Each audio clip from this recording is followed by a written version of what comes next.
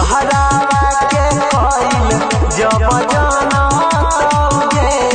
पियावा पलंगे पकना तो दूधावा के एक दूधावा के दही नहीं जमत तौगे पियावा पलंगे पकना तो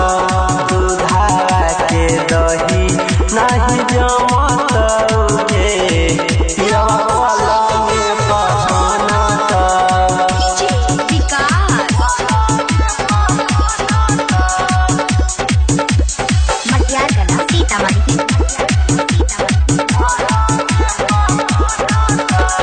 कोइल खेला पड़तो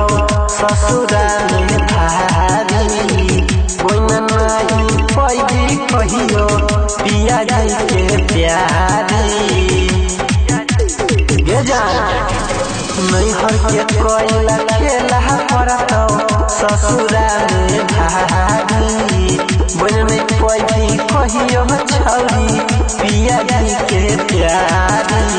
दोसर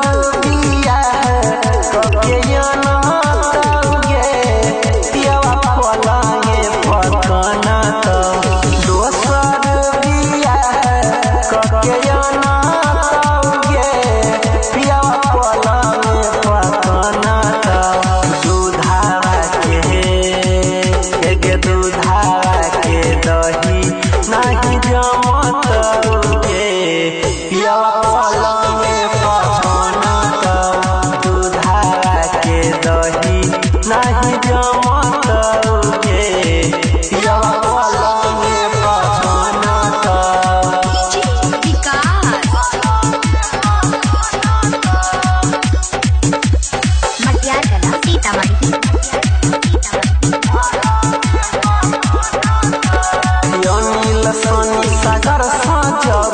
होठ के लाली चूसे वही गे पुष्टो जे भातार कथी छौरी तू बत वही गे सुना के अनिल सनी सागर जब छौरी होठ के लाली चूसे वही गे पुष्टो जे भातार कथी सुन तू बत वही गे सहवा